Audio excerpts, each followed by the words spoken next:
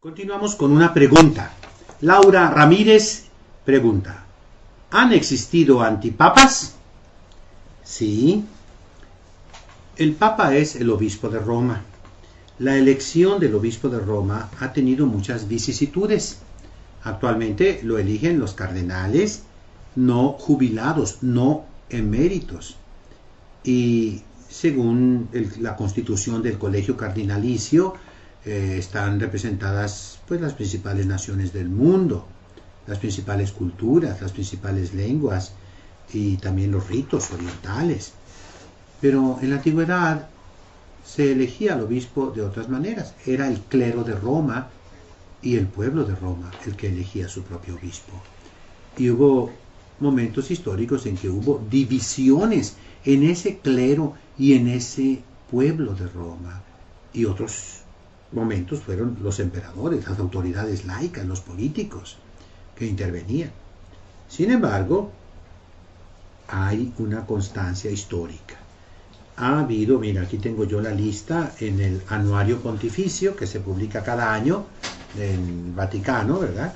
Y viene una lista científica basada en los mejores documentos y te enumeré ahorita la cantidad de papas, de antipapas que ha habido.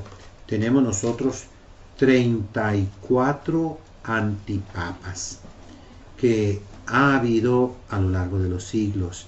Algunos reinaron al mismo tiempo, por cuestiones políticas sobre todo, ¿verdad? Pero no fueron reconocidos por la Iglesia. Y comenzamos con San Hipólito, fíjate, es un santo, ¿cómo que fue antipapa? Sí, se rebeló contra el Papa, pero después murió mártir por la fe de Cristo y arrepentido. El año 217 fue papa él, según él, ¿verdad? Contra San Calixto I, santo de los dos. Luego tenemos un hereje, Novaciano, el año 251. Félix II, el año 355. Luego Ursino en tiempos de San Dámaso, 366. Eulalio, el año 418. Dioscoro, Lorenzo, Dioscoro, Teodoro, Pascual, y así sigue la lista.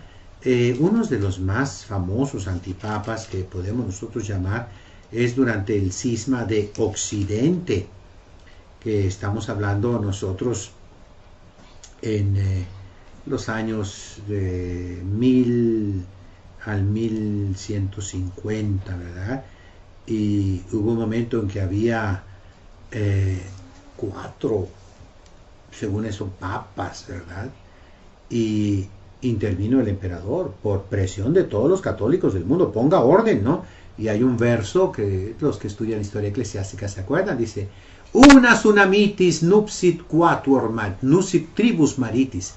Una tsunamitis, una mujer buena, la iglesia, se casó con 3 maridos, ¿no?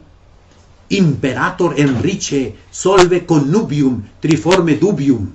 Oh emperador Enrique, resuelve esta duda, este connubio triple, ¿verdad? Y entonces los papas renunciaron, algunos obligados a renunciar, y se eligió un papa nuevo en el concilio de Constanza, Martín V, etcétera, ¿verdad? Los papas, mira, también hay una leyenda protestante que vas a encontrar tú en todos los libros que atacan a la Iglesia Católica, de la famosa papisa Juana. Y eso, pues, es una mentira terrible, ¿verdad? Pero que siguen los protestantes constantemente divulgándola por todas partes. Y son ataques a la Iglesia. Si tú ves una colección, yo la tengo, ¿verdad?, de la editorial Chic norteamericana, la hacen en español también, ¿no? Furibunda antipapa, furibunda contra la Iglesia Católica, pero no son históricos, ¿eh? Los protestantes serios ven la mano de Dios en la sucesión apostólica de los papas. Bueno, vamos a continuar con las fiestas. La huella de la Iglesia en las fiestas. Hoy, por ejemplo, es una fiesta de la ascensión de Cristo. Las fiestas, los gobiernos de la tierra las quieren quitar. Y se pone día del árbol, día del SIDA, día de la tierra, día del animal, día del perro, del gato, de la mascota, día del fútbol, día del suegro, día de la secretaria, todo para quitar las fiestas católicas. Y vamos a ver que a veces los primeros que se opusieron, por ejemplo, en Italia, después de que Garibaldi, después de que los italianos pues apresaron al Papa, irrumpieron en la ciudad de Roma en 1870, suspendieron el Concilio Vaticano I y el Papa quedó virtualmente prisionero en el Vaticano hasta 1929, en los pactos lateranenses, creo que fue el 29, no estoy así de todo seguro, ¿verdad? Con Mussolini y Pío XI, perdón, y Pío XI en el 39 o 37. Pero los primeros que se levantaron en contra de que quitaran las fiestas de la iglesia fueron los socialistas, los sindicatos socialistas, argumentando que son días de descanso. No lo hicieron por Dios, no lo hicieron por los santos, pero sí por el descanso. Pero aún en eso tienen razón. El ser humano necesita esos descansos, pero descansos de Dios. No son descansos para pasarse 4 horas en el tráfico de ida, 4 horas en el tráfico de vuelta y llegar a una playa atestada de gente donde no descansas nada. No, son días para ir a misa, para serenar tu alma, para llenarte de gasolina espiritual, para hallarle sentido a la vida. Entonces las fiestas, podemos decir que la iglesia sigue esa tradición del mundo antiguo. Pero la fiesta cristiana, ¿cómo es? Vamos viendo el día de santo. ¿Cómo se celebra el día de un santo? Pues yendo a misa de ese santo, o yendo a la iglesia de ese santo. Y como antes la gente se bautizaba el día en que nacía, se les ponía el nombre del santo de ese día. Y les decía en la transmisión anterior, si ustedes buscan el calendario de Galván, por decirles así, y yo espero publicar pronto una especie de martirologio poniendo todos los santos que se celebran cada día. Hay como 60, 70, 80 santos. Yo tengo en forma electrónica, ¿verdad? Acta Sanctorum. Son cerca de 60 volúmenes enormes en latín de todos los santos que se celebran cada día del año. Y son cientos, miles. De ahí se puede escoger un nombre para tus hijos. Espero poderlo publicar, ¿verdad? Piden a Dios que me dé fuerzas y también centavos para esas cosas. Bueno, la iglesia quiere fiestas, pero la fiesta católica, vamos hablando en concreto, es el bautismo, la confirmación, la primera comunión, los 15 años en los indios, ¿verdad? Y los que siguen la tradición de los indios, y los matrimonios, ¿verdad? Hasta los funerales son fiestas, los aniversarios de matrimonio. Todo eso con los días de santo, y muchas personas tienen muchos nombres, muchos santos patronos, entonces son varias fiestas al año, aparte del cumpleaños. Entonces la iglesia siempre ha querido la alegría. Bueno, la fiesta cristiana comienza con la Santa Misa y luego sigue el desayuno, el almuerzo. Recuerden ustedes que las misas antes eran en la mañana únicamente, de manera que no había los excesos que hay ahora. Hoy los protestantes, por ejemplo, en la Arena 72, esos grupos que se han separado de la Iglesia Católica, ¿cómo nos designan? Con mucho respeto, a nosotros los católicos. Yo me refiero a la Arena 72 porque me lo refirió una persona muy atenta, que yo respeto mucho a esa persona, ¿verdad? No la apruebo, pero la respeto. Y esa persona me dijo, mire padre, me dice padre por cierto, ¿no? Nosotros a ustedes los católicos les decimos los mundanos. Y pregunto a los católicos que me están oyendo, a los seminaristas que me están oyendo, a los sacerdotes y monjitas que me están oyendo, ¿tienen o no tienen razón en decirnos mundanos? El sacerdote se viste como un mundano, no usa la sotana. La religiosa tampoco se pone el hábito, el velo. Los laicos católicos, ¿cómo se sabe que son católicos? Por las borracheras. Cuando hay unos 15 años, lo sabe todo el vecindario, pero lo sabe hasta las 3 de la madrugada todavía. Y las borracheras de los matrimonios, y las pachangas terribles. Entonces, eso no existía antes. ¿Cuándo antes? En los años 50 no existía eso. ¿Por qué?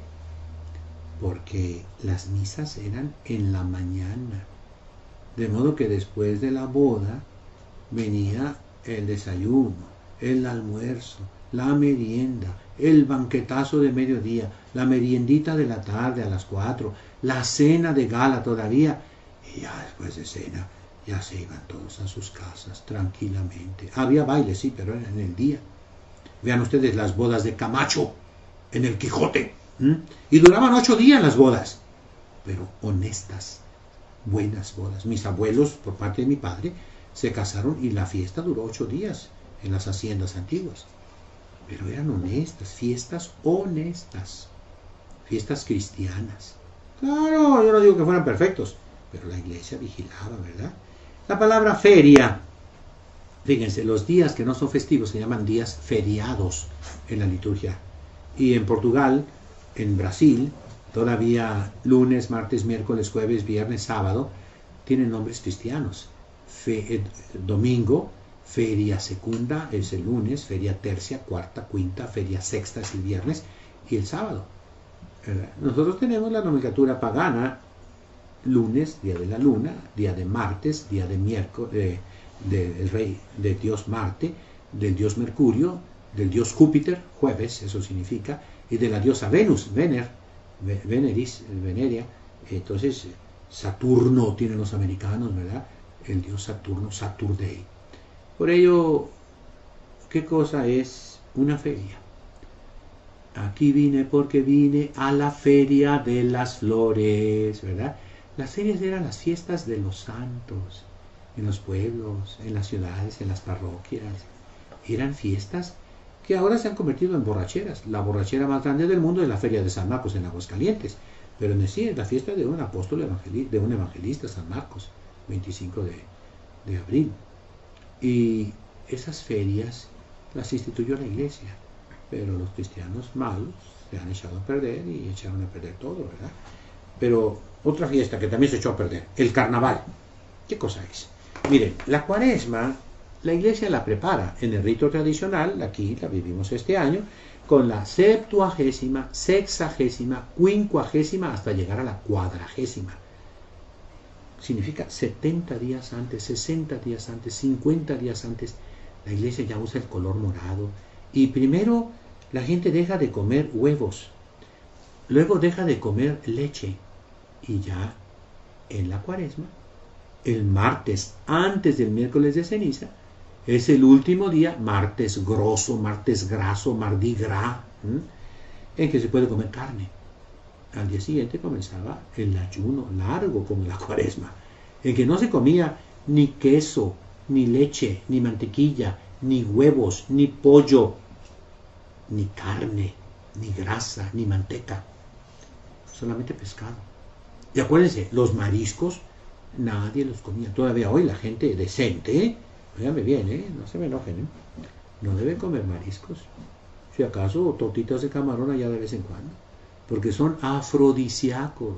Toda la gente marisquera, pues es gente sexual, gente que quiere excitar esas cosas, Y eso siempre fue visto así por las familias decentes, ¿verdad?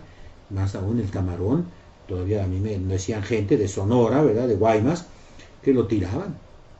Todavía hará unos 60 años, 70 años, el camarón no se comerciaba como ahora se comercia, ¿verdad?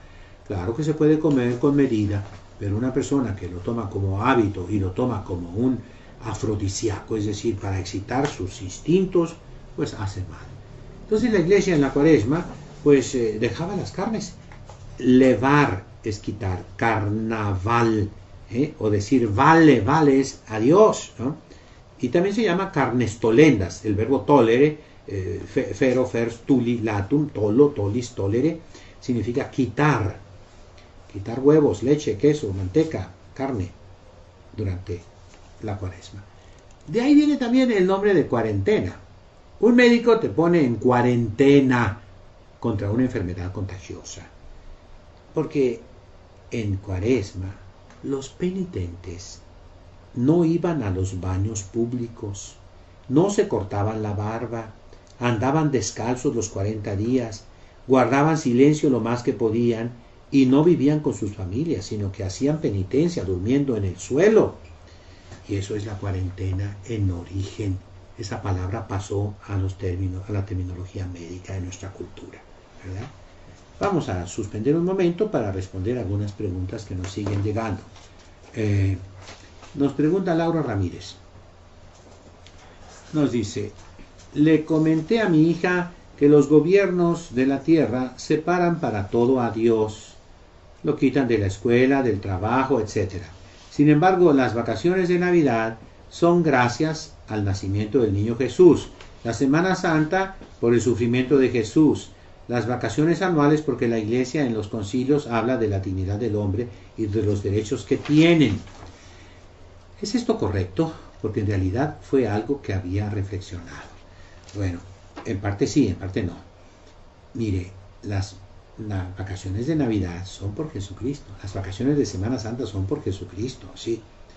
Las vacaciones anuales, claro, entran en eso de que la Iglesia Católica dice el hombre tiene derecho a un descanso. Derecho por su dignidad que tiene. Hay que ser humanos. Y en el fondo están hechas por la Iglesia. La Iglesia enseñó a descansar. Antes no la había. Existía para los patricios romanos, todos tenían su villa. Cicerón, por ejemplo, va a su villa que tiene y en Túsculo, pero en realidad los esclavos no tenían. La Iglesia es la que prohibió los trabajos serviles. Si ve usted el Catecismo de Ripalda, el Catecismo de San Pío X, habla que los domingos y fiestas de guardar se prohíben los trabajos serviles, no las artes liberales. Liberales de los hombres libres. Los siervos, en el fondo, eran los esclavos.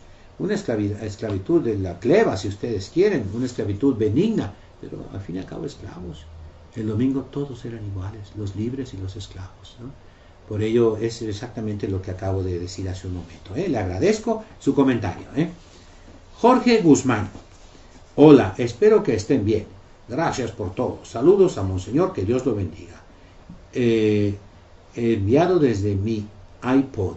Hombre, gracias que nos estás oyendo donde quiera que andes, Jorge Guzmán. Y pues pide a Dios que hagamos mucho bien con este programa. Francisco Montoya, del fraccionamiento Hacienda Lindavista. ¿Cuántas coronas, coronillas y rosarios están aprobados por la Iglesia? Uy. Mira, me pones en un aprieto. No tengo aquí en este momento el ritual romano en latín, pero tiene muchísimas, Bueno, no muchísimas, son varias. Mira, la corona del Santo Rosario es lo mismo, rosario que corona.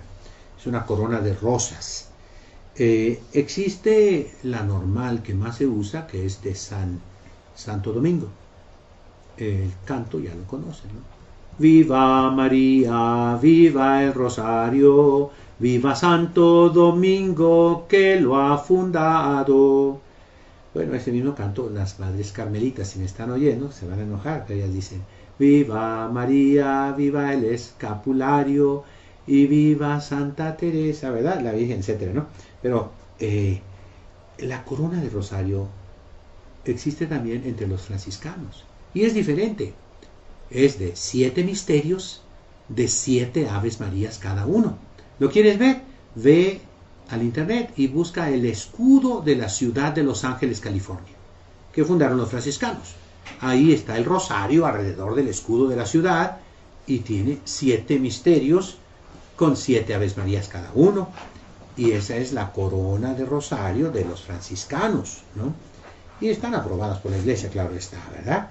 Entonces, eso es la respuesta. Pero también ahora está el Rosario de la Misericordia de Santa Faustina Kowalska, y ahí también encontramos nosotros una imitación del Rosario.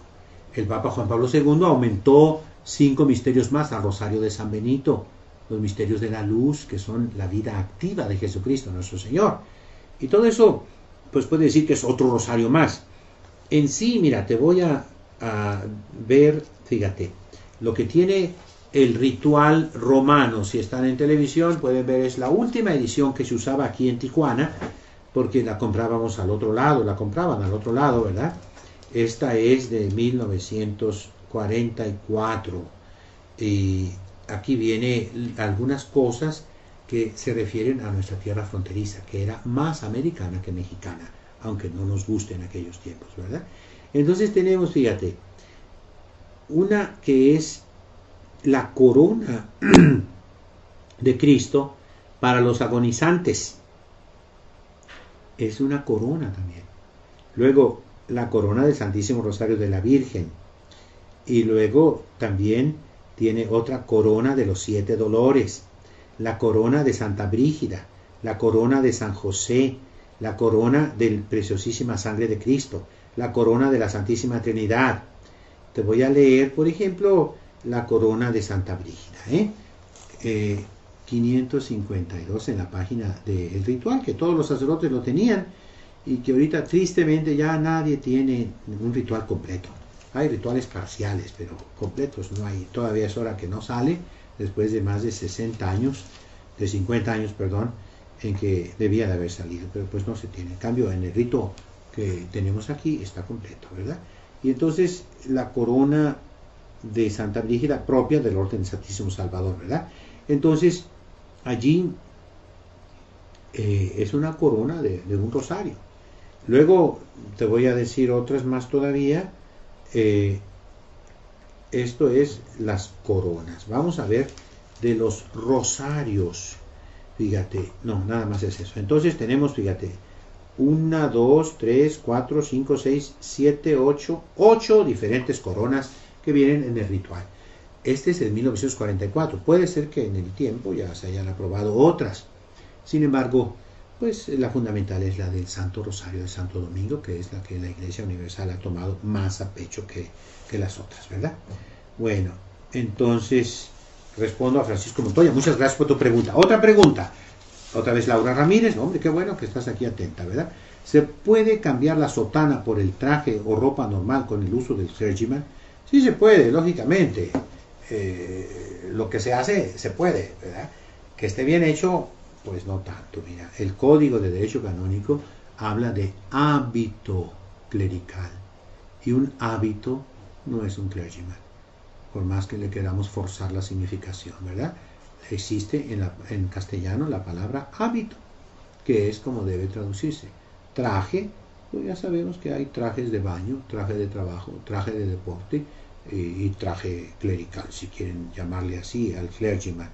No se compara con la vestidura talar, con la sotana de sacerdote, que es realmente la que más representa a Jesucristo. El clergyman es un invento norteamericano que se adoptó por la comodidad, pero entra dentro de lo que la Santa Sede un poquito dijo, la falta de sacrificio. Traer sotana es sacrificio, ciertamente sí. Y el clergyman, pues es más estilo protestante. En la sotana todavía los protestantes traían un remero de sotana y algunas sectas todavía lo usan, una especie de sotana, como también en las graduaciones y los magistrados usan una especie de sotana, ¿verdad? Pero son remeros. La sotana clerical, todo sacerdote sabe cómo es, y es negra, no es blanca.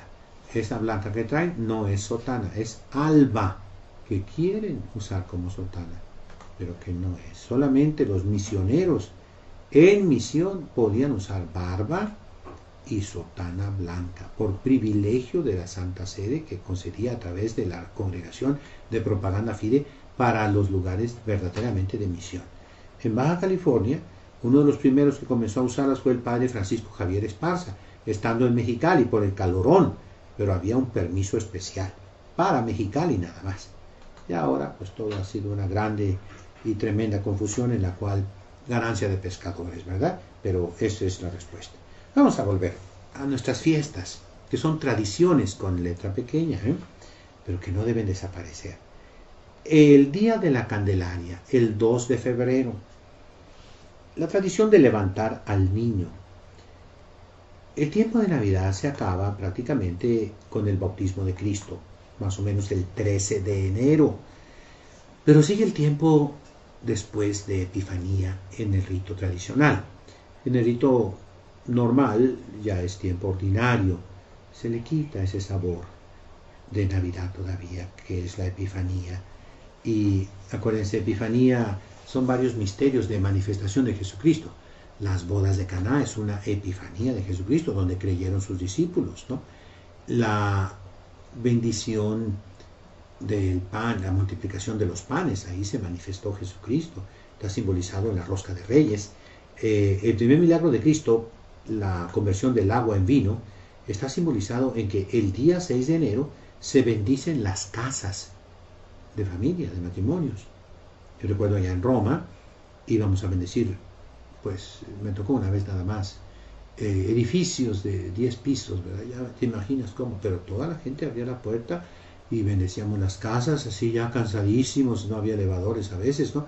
Y después de todo eso, ya regresábamos, pero ese día se bendicen las casas. También es el día en que se bendice el vino nuevo, y se llevaba como regalo al sacerdote vino para todo el año. Eran tradiciones pues hermosas que se contemplan en esos lugares mediterráneos donde la misma gente hacía su propio vino, y vino auténtico, bueno, para la Santa Misa, no adulterado. Y la multiplicación de los panes es la rosca de Reyes, que trae al niñito Jesús, no es el monito, es el niñito Jesús. Y es un símbolo de la Eucaristía, cuando Cristo promete que Él es el pan vivo bajado del cielo, el que lo coma vivirá, tendrá la vida eterna. Y por eso ese niñito se guarda, y el día de la Candelaria se va a hacer una fiestecita al que le tocó niño. La presentación del niño Jesús, y se bendicen las velas para todo el año generalmente, ¿verdad? La gente tenía sus velas benditas, y cuando no había electricidad, mayor razón todavía. Recuerden que la vela tiene mucho que ver, es de origen judío, que pasó al cristianismo. Jesucristo usó velas y lámparas, nos habla mucho que somos la luz del mundo. Y de ahí, el día 3 de febrero, tenemos la tradición de San Blas, patrono contra las afecciones de la garganta. Y se bendicen unas velas y se ponen en cruz sobre el cuello de las personas para que no se enfermen de la gripa y de las influencias y de todos esos problemones que vienen, ¿verdad? Son tradiciones antiguas pero muy hermosas, ¿no? Luego viene el 14 de febrero, día de San Valentín, que es el día del amor y la amistad. Muy bien. San Valentín fue un sacerdote santo, mártir, que murió el año 270, el 14 de febrero. Y antes de morir mandó una cartita a una jovencita que se iba a casar, deseándole toda la felicidad del mundo y etcétera, la bendición de Dios, y decía, tu Valentín. Así se terminan las cartas. Por ejemplo, si ustedes estudian latín, ven las cartas de Cicerón, de Virgilio, de Horacio, de Augusto, termina siempre Cicero tuus, Vergilius tuus, Augustus tuus, y aquí terminó Valentinus tuus en latín, tu Valentín. ¿Y qué significa tu Valentín? Bueno, ya al pasar de los siglos, ¿no? Ese día, 14 de febrero, es cuando ya las ovejitas recién nacidas las sacan a pastorear al campo en Roma. Y es una fiesta muy grande, pero tienen el peligro de que se las coman, ¿quiénes? Los lobos. Acuérdense que en Roma había lobos. Rómulo y Remo fueron amamantados por una loba. Y esta fiesta se llamaba Lupercalia, y los sacerdotes eran Lupercales. El apellido Lupercio, aquí hay un sacerdote que tiene ese apellido, Lupercio, significa el que aleja a los lobos. Y entonces, una fiesta pagana, estoy hablando antes de Jesucristo en Roma, se reunían en el Circo Máximo, que era una explanada muy grande, todavía existe ahí, cerca del Foro Romano, cerca de los palacios imperiales, y estaban todos los papás, los abuelos, todas las familias. Era una fiesta de campo en que se presentaban los muchachitos con sus novias, que las familias eran las que hacían, ordenaban, reglamentaban los matrimonios, y se le ponía un jovencito a una jovencita, vas a durar un año siendo fiel a esta jovencita, no vas a tener otras novias, ¿verdad? con mucha decencia en aquel tiempo, aunque eran paganos. Yo creo que hoy estamos peor que en aquellos tiempos, ¿no? Y después se hacía la fiesta. Los jovencitos se vestían de lobos y las muchachitas se ponían una piel de oveja, se vestían de ovejitas. Y era correr y correr alrededor, y la gente grande le echaba agua a los lobos, a los hombres, ¿no? Dizque para defender a las borreguitas, ¿no? Y era una fiesta, pues, terrible, maravillosa, todo lo que tú quieras. Pero era pagana. El cristianismo la transformó con San Valentín. Y entonces le dio el sentido cristiano, del noviazgo cristiano. Y por eso es el origen de la fiesta del amor y la amistad, ¿verdad? El huevo de Pascua, ya hemos hablado mucho. En Pascua, piensen ustedes, 40 días en que no habían comido carne, ni manteca, ni queso, ni mantequilla, ni leche. Finalmente, el día de Pascua se podía comer, pero mucha gente pobre, pues ni para eso alcanzaba, ¿eh? La frase aquella que decían que el Papa Pío XII permitió que en México se pudiera comer carne los viernes, porque en México en aquel tiempo, ya ha habido las declaraciones que México ya no es pobre y después que siempre sí somos pobres, total. El dicho era, en México comer carne no es pecado, es milagro. Entonces lo que se comía eran huevos, los huevos como quiera. Huevos cocidos, hagan de cuenta que los enlatan, se pueden conservar mucho tiempo, y los pintaban y los escondían en el jardín para que los niños los encontraran, y era una golosina. A mí nunca pues yo lo veía algo muy raro, pero recuerdo en Alemania una vez que vi los chamacos con su huevo cocido comiéndoselo a gusto, así, sin sal, sin limón. Bueno, pero se lo comían, pues traían hambre, ¿verdad? Y después hasta yo me acostumbré a hacerlo. Ya en Roma, ya los desayunos son miserables, Los que vayan a Roma, los que han ido, ¿verdad? Allá la colazione famosa, el famoso desayuno continental que le llaman. Es una pieza de pan y un café y ya. Entonces es ayuno más que desayuno. Nosotros acá, nuestros desayunos, chilaquiles, huevo, un bistec, sus frijoles y tortillas y después esto y lo otro. No, hombre, qué bárbaros, ¿no? Entonces, el huevo de Pascua, ¿por qué se usa?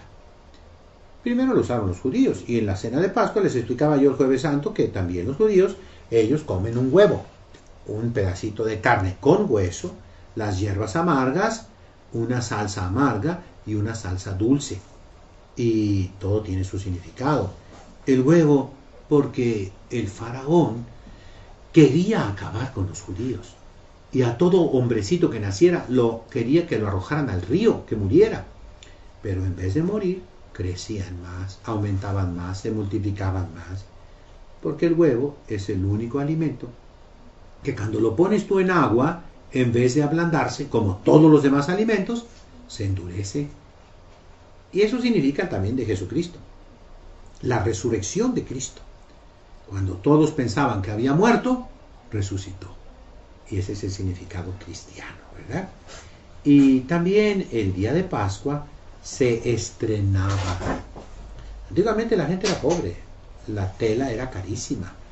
O la tejían ellos o esperaban mucho tiempo. Normalmente se estrenaba una vez al año y era en Pascua. El día de Pascua se estrenaba. De ahí que todavía hoy muchas personas se estrenan. Ahora se hace en Navidad también, pero antiguamente Navidad era regalos y comida, o sea, golosinas. Era la gente muy pobre. Vamos a pasar al Día de la Madre. Bueno, en la iglesia siempre se ha reverenciado a la Madre, especialmente en relación con la Virgen Santísima y con la Santa Madre Iglesia. Decimos Santa Madre Iglesia. El 8 de diciembre es Día de la Inmaculada, Día de la Santísima Virgen, aún antes de la definición hecha por el Beato Pío IX en 1854. El 8 de diciembre se recordaba a las mamás en relación a la Santísima Virgen María. Y también en Cuaresma.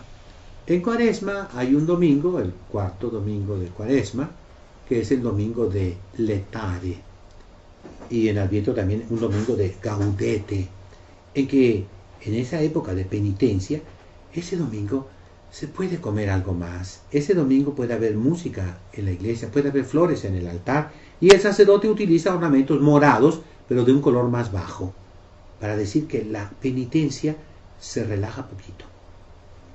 El Día de la Madre lo hicieron una mujer protestante en Estados Unidos, que al final se arrepintió y quiso que no se celebrara, pero la tradición pasó. Es el protestantismo que tiene la añoranza de la Santísima Virgen María. Se hace en el mes de mayo, que es el mes de la Santísima Virgen María. Todos los días de mayo eran ofrecimiento de flores. Y el protestantismo adoptó el Día de la Madre, de manera que tiene ahí una marca católica que no se la puede quitar por más que quiera. Vamos a ver otras fiestas. Por ejemplo, en octubre, el 12 de octubre. En muchos países, Estados Unidos sobre todo, es una fiesta nacional y es día de descanso, el 12 de octubre. Aquí tenemos el Día de la Raza, es el descubrimiento de América. Pero esto se debe, allá por 1900, los Caballeros de Colón en Estados Unidos. Caballeros de Colón es la organización católica más grande del mundo, de laicos, y ellos insistieron en que el gobierno norteamericano declarara ese día de fiesta, el día del descubrimiento de América.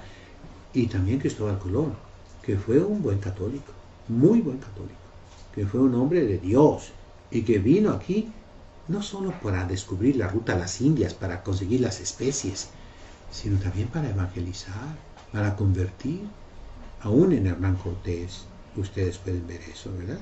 Claro, no en las historias oficiales de los gobiernos de la tierra, ¿verdad? Bueno, pasamos al Halloween. Aquí también, uy, Dios mío, si me meto en este berenjenal, ¿verdad? En camisas de 11 varas. Vamos a ver qué es una vara, ¿verdad? Una vara es más de 1 metro, como 2 metros. Y 11 varas, pues son 20 y tantos metros. Imagínate una camisa de ese tamaño. Se usaba mucho moros y cristianos en las ferias, en las fiestas. Y hacían unos monos gigantescos, ¿verdad? Y ahí tenían esas camisas de 11 varas. Pero dejemos a un lado. Estoy hablando de una fiesta que muchos dicen es pagana, paganísima, satánica, demoníaca, diabólica. Otros dicen es cristianísima. Y tiene de las dos cosas, ¿eh? Sí, los paganos nórdicos, los druidas, los celtas. ¿Quiénes son los celtas? Es la población de Europa, los galos, los celtas, que ahora les llamamos gallegos o portugueses, Portugal, ¿verdad? Escoceses, el príncipe de Gales, son los irlandeses, son esa raza que fue, pudiéramos decir así, no expulsada totalmente, pero sí vencida por las razas germánicas, los francos, por ejemplo, los visigodos, los alanos, los suevos, los vándalos, ¿no? Los dominaron, pero quedó en Portugal, en Galicia, en Bretaña, en Gran Bretaña, en Wales, en Gales, ¿no? En Irlanda, en Escocia y en lo que es ahora Normandía, que es la Bretaña, ¿verdad? Entonces, allí había una religión, los druidas, que adoraban los árboles, las fuerzas naturales, ¿no?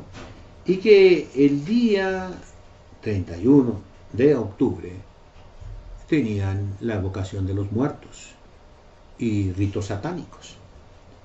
La iglesia tiene el día 1 de noviembre la fiesta de Todos Santos. Por si no sabían, es la fiesta de Ensenada, ¿eh?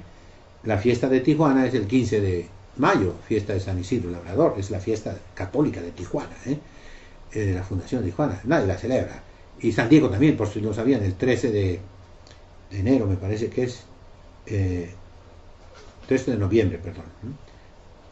Fíjense bien, los descubridores venían, tal vez fue Cabrillo, y primero tocaron Ensenada el 1 de noviembre, Ensenada de Todos Santos. Luego Salsipuedes, Bahía de San Carlos, enorme, bonita, el 4 de noviembre. Luego el 11 de noviembre, los Coronados, los Santos Coronados, las Islas Coronado. Y el 13 de noviembre, San Diego. Entonces es una sucesión de fiestas católicas, ¿verdad? hermosas. Pues bien, el 1 de noviembre es de Todos Santos. Y los niños se vestían de santos y de angelitos y se hacía una procesión llevando las estatuas de los santos, como se hace en muchos pueblos, en muchos lugares, ¿verdad? Y de ahí viene esa costumbre de vestirse los católicos. Ahora, los paganos también se disfrazaban de diablos y demonios para zafarse, para librarse de los diablos y demonios. Eso también es cierto en algunos lugares y en otros. Pero la base de todo esto es la pepena. ¿Qué es la pepena? El cristianismo, siguiendo a los judíos, que la practicaban, está en el Deuteronomio, está en el libro de Ruth sobre todo. Cuando tú coseches tu campo y se te olvidó recoger un racimito de uvas o unas espigas, déjalas para la viuda, el huérfano, el extranjero. Decimos, hay una Trinidad en el cielo, Padre, Hijo y Espíritu Santo, y hay otra Trinidad aquí en la tierra. La acabo de mencionar, la viuda, el huérfano, el extranjero. Pero el echarse a perder de las fiestas, el paganismo, hace de el huerfanito ese niño travieso que amenaza con tirarte huevos podridos si no le das dulces. El vampiro, ¿quién es? El extranjero, el desconocido, el que tú no conoces, que te chupa la sangre. ¿Y la viuda en qué se terminó? La viuda terminó en una bruja. Y las calabazas y las mazorcas, eso significa lo que quedó en los campos, que pertenece a los pobres. Y llega el invierno, llega el frío, y llega el juicio de Dios, la muerte. El día 12 es el día de los muertos. Y sobre todo llega el juicio de Dios, que vas a ir al cielo si haces limosna, si ayudas a la viuda y al huérfano. ¿Cuál es el Santiago Apóstol? La verdadera religión consiste en conservarse limpio de la corrupción del pecado y ayudar a la viuda y al huérfano en sus necesidades. Entonces, todo esto está atrás de Halloween. Tú toma lo cristiano y déjalo pagano. Vamos en octubre, pasemos a noviembre. El cuarto jueves de noviembre, para nosotros aquí en la frontera, es el Día del Pavo, el Thanksgiving Day, que es una fiesta protestante. Sí, pero vamos a ver que tiene raíces católicas, catoliquísimas, y que nace precisamente en la Edad Media. El Día del Pavo era el 11 de noviembre, que se celebra un santo muy popular.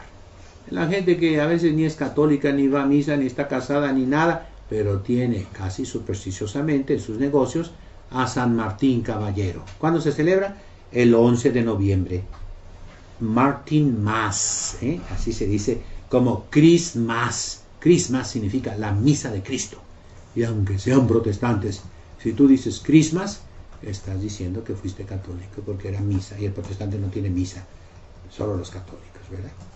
Entonces, ese día de San Martín Caballero, había una leyenda, pues la historia cristiana es que San Martín era un soldado romano que cortó su capa a la mitad para dársela a un pobre, y ese pobre era Cristo, que en la noche se la regresa.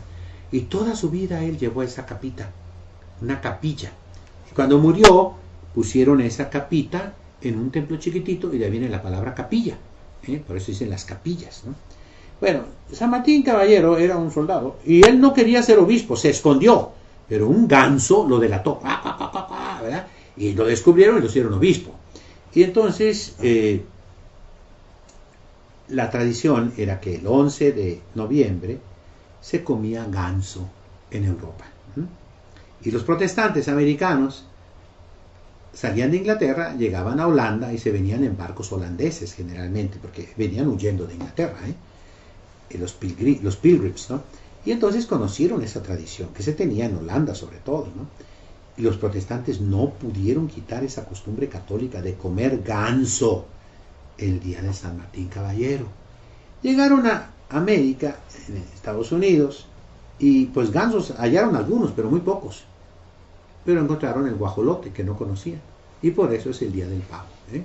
De manera que es en honor de San Martín Caballero y es una raíz católica. Cada vez que coman pavo el día de Thanksgiving, acuérdense que es una fiesta católica antes de ser protestante. Y lo mismo en Navidad, el nombre de Christmas en inglés significa la misa de Cristo. Como en castellano la palabra kermés. Kermés, ¿qué es? Kirche es la iglesia, mes es la misa. Después de la misa en la iglesia, pasas a la kermés, a comer tus antojitos. Otra pregunta. Buenas noches. Todos los días rezo el rosario por Monseñor y las religiosas. Mi padre fue soldado del ejército de la tierra y todos los días traía su traje de militar. Nunca lo vimos de civil y murió con su traje militar. Así los sacerdotes deben traer su sotana porque son el ejército de Dios en la tierra y deben distinguirse como sacerdotes. Estoy de acuerdo con usted y yo creo que todo el pueblo cristiano está de acuerdo, tanto que si los sacerdotes fueran valientes, Padrecito, el domingo próximo, tú pregunta a toda tu gente, ¿quieren que traiga sotana, sí o no? Verás que todo el mundo te va a decir que la traigas. Bueno, Laura Ramírez otra vez. Respecto a los viernes en que evitamos comer carne, compañeras católicas muy molestas me decían que los sacerdotes ya habían dicho que eso no era pecado, que el pecado consistía en comer carne humana, o sea, hablar de la gente. Suponiendo que si lo digan los sacerdotes, ¿de qué reunión sacaron ellos esta información? Porque mi madre, que tiene 65 años, nos enseñó a no comerla. ¿Es pura tradición? Mira, momento, a tus compañeras diles, yo no estoy diciendo que es pecado comer carne. Digo que es una tradición no comer carne los viernes por respeto a la pasión de Cristo. En Cuaresma, la iglesia obliga a no comer carne los viernes de Cuaresma. Pero, lógicamente, ahorita la iglesia pues también recibe ese influjo liberal terrible en los sacerdotes y entonces se dice, pues cámbialo con alguna otra penitencia, con sentido común. Pero yo estoy hablando de tradiciones, no de mandamientos, de manera que esto no es un mandamiento. Solamente el miércoles de ceniza y el viernes santo, esos días, si comes carne, es pecado mortal. Pero yo te digo aquí, que el viernes santo, por ejemplo, los taqueros a todo dar, los pollos rostizados a todo dar. ¿Cuáles católicos, verdad?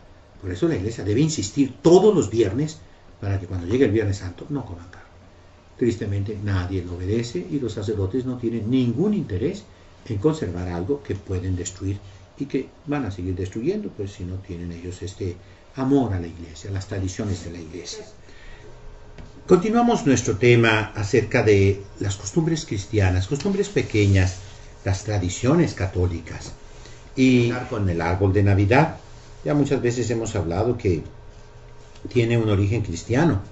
Sin embargo, yo les he repetido mucho que el árbol de Navidad tristemente se está convirtiendo en un sustituto del nacimiento. Ha desplazado al niño Jesús. Todo el mundo quiere el árbol, quiere Santo Claus, quiere los trineos, los venados, quiere todo el alboroto de Navidad, pero sin el niño Jesús, sin la Santísima Virgen, sin San José. Eso es muy malo, pero el abuso no quita el uso. ¿Cuál es el significado del árbol de Navidad? En primer lugar, es un triángulo de velas que antiguamente se usaba para los oficios. Queda una reliquia todavía en el rito tridentino, nosotros aquí lo hacemos, el triduo sacro. Jueves, viernes y sábado santo se usa un triángulo grande, alto, con velas en el oficio de tinieblas. Los nocturnos son la oración que la iglesia hacía durante toda la noche y la siguen haciendo muchas comunidades religiosas. Se levantan en la noche individualmente a rezar, hacen las vigilias, con una comparación de los soldados.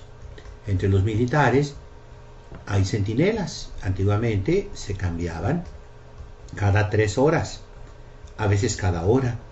Y ese cambio de guardia, el rey David lo pone como un ejemplo.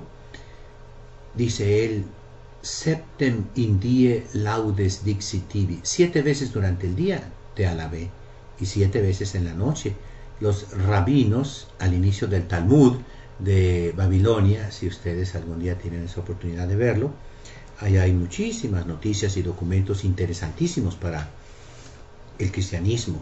Hablan de que el rey David tenía suspendida sobre su cama una arpa, un instrumento musical que a medianoche exacta sonaba por el Espíritu de Dios y él se levantaba y comenzaba a cantar los nocturnos.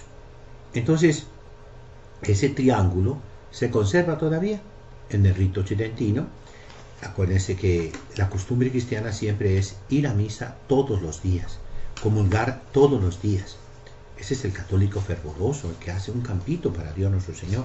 Pero el Jueves Santo no hay misa en la mañana. El Viernes Santo no hay misa en todo el día. El Sábado Santo es alitúrgico, no existe la Santa Misa. Por ello se hace este equivalente.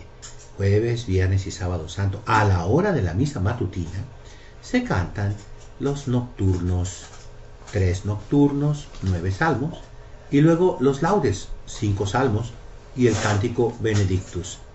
Y tienen la lectura de las lamentaciones. Es Viernes Santo, es la Pasión de Cristo, y se cantan según el alfabeto hebreo. Aleph, Bet, Gimel, y así sigue las 22 letras del alfabeto. Es una lamentación por la destrucción del templo de Jerusalén. Y antiguamente, acuérdense bien que la imprenta se inventó en la época moderna, es precisamente uno de los indicios de la época moderna, la invención de la imprenta. Entonces, antiguamente, aparte que no había luz eléctrica, se usaban unos fascistoles, es decir, unos atriles enormes y unos libros gigantescos. ¿Quieren verlos? Aquí, pues, es fácil ir a la misión de San Juan Capistrano, a la misión de San Diego, a la misión de San Luis Rey. En esas misiones existen algunos códices manuscritos que son para el oficio divino. Algunos no son de las misiones de California, sino que los norteamericanos han ido a Europa y han comprado allá, como en todas partes, ¿verdad? Han comprado esos grandes libros enormes con letras gigantescas, y a un lado se ponía ese triángulo de luces que parece un árbol de Navidad. Ese es el primer símbolo. Pero hay otro símbolo que se usa mucho en la antigüedad cristiana: el árbol del paraíso de Adán y Eva, y que era el árbol del bien y el mal.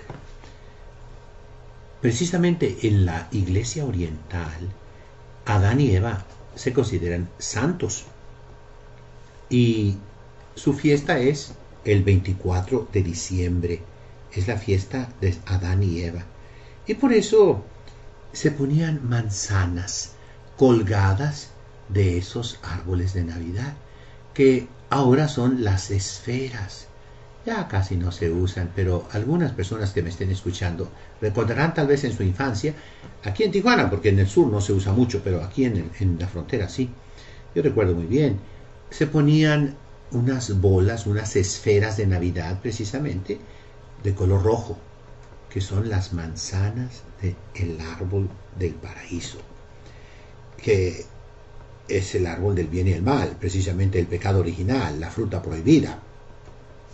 Y también se le colgaban dulces y regalos. ¿Por qué? Era también símbolo del árbol de la vida, de la resurrección. Por ello, esa es la costumbre del árbol de Navidad. Se le añaden otros simbolismos. El color blanco, cuando se cubre de nieve, pues lógicamente nos habla de la pureza, de ese niño Jesús que vino a perdonarnos los pecados. Si tus pecados fueran rojos como la sangre, yo los haré blancos como la nieve. Hay luces en Navidad. Se llena todo de foquitos, las casas se llenan de foquitos. ¿Cuál es el origen de esa costumbre? Es una costumbre católica, no es costumbre protestante. Más aún, si ustedes ven algunas de las sectas, los testigos de Jehová condenan el que se pongan luces, que se haga alegría, que se ponga árbol de Navidad, mucho menos el nacimiento. No, viene de los católicos, y precisamente de Irlanda. Irlanda sufrió mucho tiempo bajo los protestantes rabiosos de Inglaterra, que no permitían a los católicos, bajo pena de muerte, la Santa Misa, y perseguían a los sacerdotes que se disfrazaban, muy parecido a México en aquellos tiempos. Y entonces la gente ponía luces, es decir, velas en las ventanas para indicarles a los sacerdotes que esa casa estaba libre, que ahí podía entrar y celebrar la misa, que ahí no había ningún traidor. Y los sacerdotes acudían, celebraban la Santa Misa a escondidas. Los policías, los perseguidores británicos preguntaban: ¿por qué ponen esas luces? Para que venga San José, la Virgen y el Niño Jesús y entren a nuestras casas. Esa era la respuesta. Y ellos decían: estos católicos supersticiosos. Pero el origen era otro. De ahí viene pues que se pongan muchas luces en Navidad. Vamos a ver algunas de las preguntas. Alfredo, del programa anterior, dice: ¿es lo mismo fe que espiritualidad? Gracias, Alfredo, por tu pregunta. Mira, la fe es una virtud, es un hábito bueno. Espiritualidad es algo más general que una virtud. La espiritualidad contiene las virtudes, o sea, los hábitos buenos que son infusos y que son también nuestro esfuerzo. Pero tiene también los dones del Espíritu Santo, que son hábitos infusos que no requieren realmente nuestro esfuerzo. Son regalos, dones, la palabra lo dice. También la espiritualidad contiene los frutos del Espíritu Santo, que no son hábitos, son actos, diríamos, gracias actuales de Dios, pero que son sabrosas, dulces, que nos animan para seguir adelante en nuestra santificación, en nuestra identificación, mejor dicho, en nuestra transformación en Cristo, nuestra conformación a la vida de Cristo.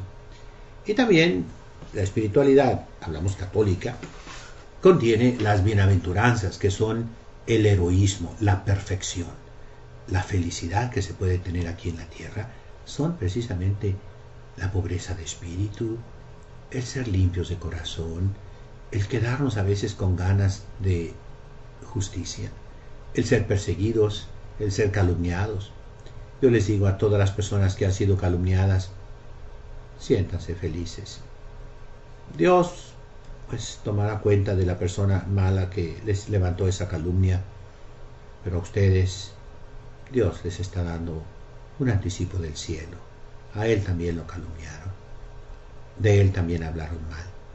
Entonces son las virtudes, ya dijimos la vez pasada, son 7: fe, esperanza y caridad, justicia, prudencia, templanza y fortaleza. Luego los dones del Espíritu Santo, que son 7: la sabiduría, el entendimiento, la ciencia, el temor de Dios, la fortaleza.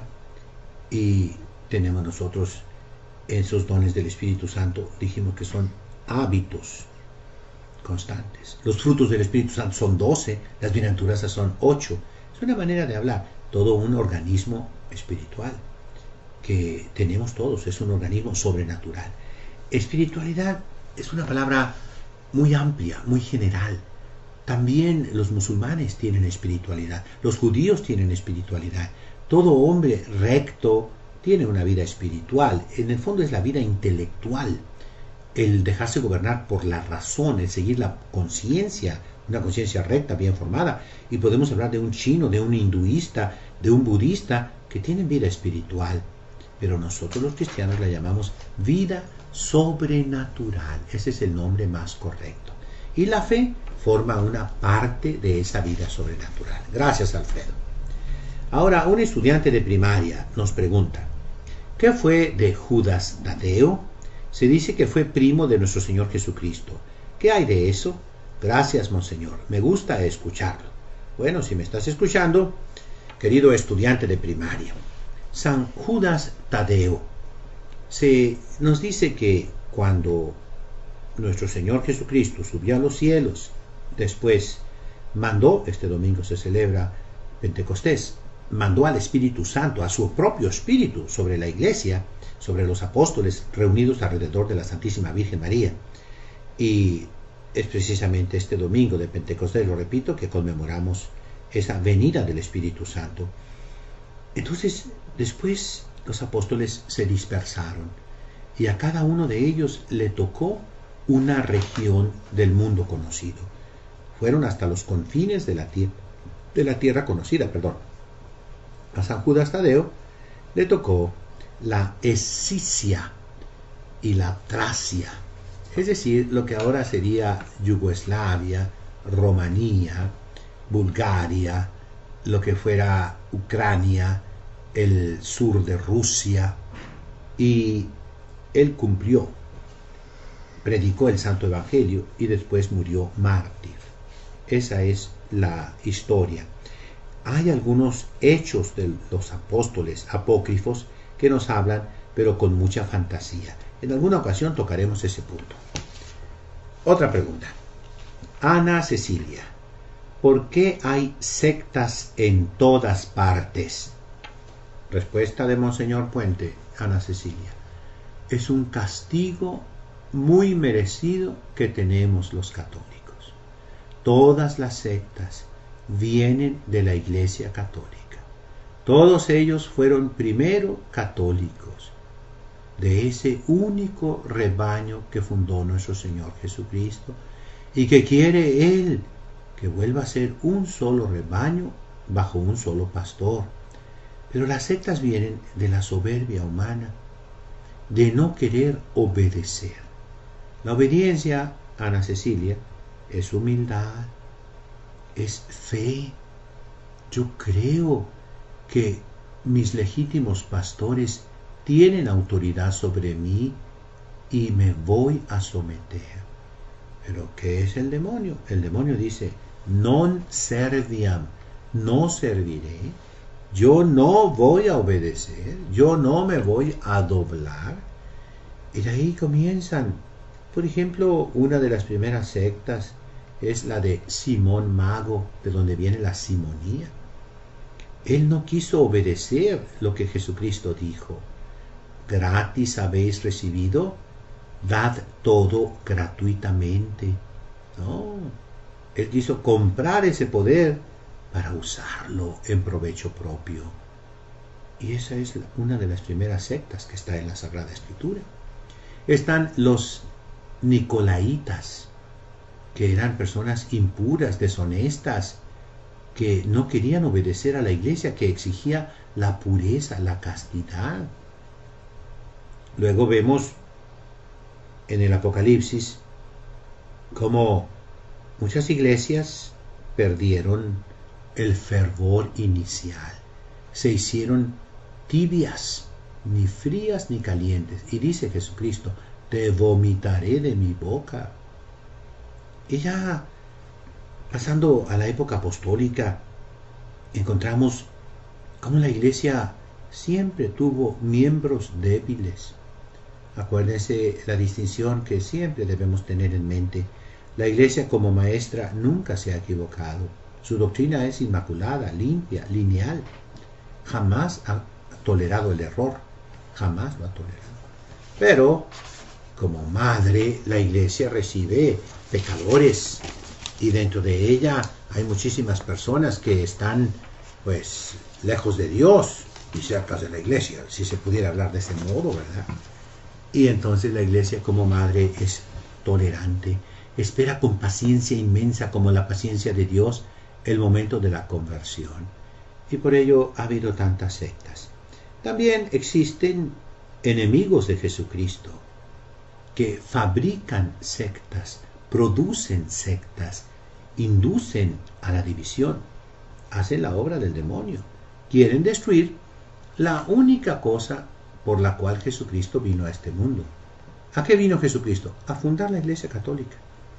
Esa es la obra de Jesucristo. Y ellos, odiando a Jesucristo, odian a la Iglesia. Entonces, ese es el origen de tanta secta que hay ahora. Eso no quita nuestra pereza, nuestra flojera. Antiguamente, si vemos la biografía de los grandes santos, de los padres de la iglesia, sacerdotes y obispos en especial, lucharon contra la herejía y escribieron muchísimo.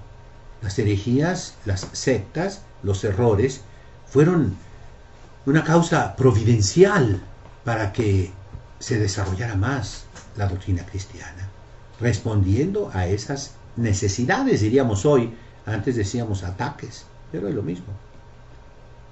Y por ello, pues es una exhortación a que los sacerdotes se hagan de nuevo apologetas, a que los seminaristas estudien a fondo lo que exige el Concilio Ecuménico Vaticano II, el hebreo, el latín, el griego, aparte de las otras lenguas, para poder ir a las fuentes y responder a esas necesidades. Dentro de 30 años el mundo va a ser más musulmán que ahora, muchísimo más, y nadie está estudiando el árabe, y nadie conoce el Corán, y nadie se está preparando en el Hadith para poder responder. Yo les doy una recomendación a los que tengan interés, por ejemplo, en el islamismo. En el internet pueden ver al padre Butros. Es un sacerdote copto, no es católico, no está unido con Roma, pero es un hombre muy instruido. El patriarca de la iglesia de Alejandría, copta, es un hombre que lucha y tiene muchísimos artículos en el internet contra los musulmanes, pero de una manera maravillosa, razonando, poniendo bien las cosas.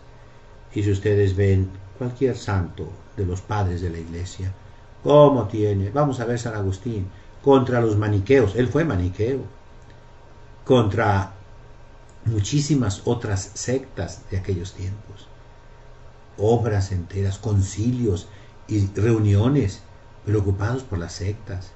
Esa es la verdadera pastoral. No es un contraataque, es una defensa maravillosa que explica la doctrina de la Iglesia Católica y explica también cada error. Hay un manual de los testigos de Jehová que usan ellos, ese no lo reparten, ese no lo venden, es casi secreto, ¿verdad? Pero se logra conseguir con centavitos, lógico, ¿no? Y ahí vienen todos los ataques, cómo hacerle para atacar a los católicos. Es nada más contra los católicos, no crean que los testigos de Jehová van contra otras sectas, también. En general dicen que sí, pero en el fondo el ataque es contra los católicos. Y ahí es una mina de oro para un sacerdote que diga, quiero responder a cada una de esas preguntas, a cada una de esas inquietudes, a cada uno de esos errores, de esas malas interpretaciones. Y esa es la apologética. Voy a terminar pues pidiéndoles a todos que diario estudien el Catecismo de San Pío V. Buenas noches a todos.